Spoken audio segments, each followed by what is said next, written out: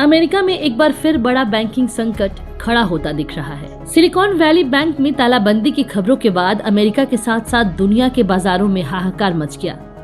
इस खबर को पूरी दुनिया के बाजार में ग्लोबल मंदी की आहट के रूप में देखा जा रहा है। एसबीपी के पास 2021 में 179 अरब का डिपॉजिट था। बैंक ने इस पैसे से पिछले 2 वर्षों के दौरान अरबों डॉलर के ब्रांड खरीदे थे, लेकिन इस निवेश पर उसे कम ब्याज दरों के कारण पर्याप्त रिटर्न नहीं मिला।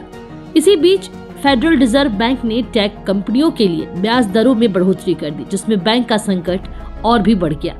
2008 की मंदी के दौरान वाशिंगटन म्यूचुअल और लेहमन ब्रदर्स के डूबने के बाद इसे सबसे बड़ा आर्थिक संकट माना जा रहा है। सिलिकॉन वैली बैंक एक हफ्ते पहले 2 अरब डॉलर से अधिक की पूंजी जुटाने में असफल रहा था। उसके बाद 2008 के वित्तीय संकट के बाद धराशायी होने वाला अमेरिका का सबसे बड़ा बैंक बन गया।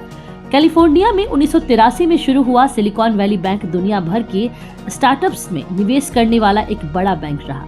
अमेरिकी स्टार्टअप के साथ सिलिकॉन वैली बैंक का गहरा रिश्ता रहा। यह सिलिकॉन वैली और टेक स्टार्टअप्स पर फोकस रखने वाला वहां का इकलौता लिस्टेड बैंक रहा है। स्टार्टअप में निवेश करने से लेकर उनका पैसा जमा रखने और उनके फाइनेंशियल ट्रांजैक्शन का काफी हिस्सा संभालने तक से यह जुड़ा था। अमेरिका में वेंचर कैपिटल सपोर्ट करने वाले स्टार्टअप्स में से आधे स्टार्टअप्स को एसबीबी कर्ज देता रहा। साल 2022 के आंकड़ों के हिसाब से एसबीबी के ग्लोबल बैंकिंग पोर्टफोलियो में लगभग 56% हिस्सा मेंबर या प्राइवेट इक्विटी फंड्स का था। कम से कम 21 भारतीय स्टार्टअप्स में एसबीबी का निवेश था।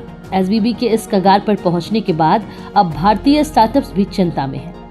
दरअसल ट्रैक्स के ताज़ा आंकड़ों के अनुसार भारत की 21 स्टार्टअप्स में एसबीबी का पैसा लगा था।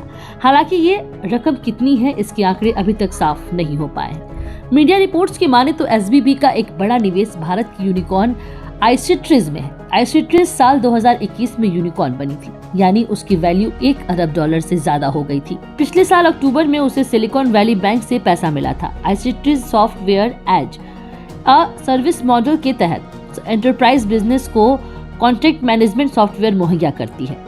एसबीबी से फंड जुटाने वाली दूसरी भारतीय स्टार्टअप्स में ब्लूस्टोन, केयर वाले, इनमोबी और लॉयल्टी रिवॉर्ड भी शामिल हैं। टेक्सन के डाटा के अनुसार एसबीपी के ब्लूस्टोन में लगभग 11 करोड़ डॉलर, पेटीएम में 463 करोड़ डॉलर और नापतोल में 13 करोड़ डॉलर का निवेश किया। अब भारतीय स्टार्टअप्स इस चिंता में हैं कि एसबीबी से फंड ट्रांसफर में दिक्कत हो सकती है। हालांकि एसबीबी पे वर्तमान संकट का असर भारतीय स्टार्टअप्स की दुनिया पर पड़ने से इनकार नहीं किया जा सकता है। ब्यूरो रिपोर्ट, खबर फास्ट।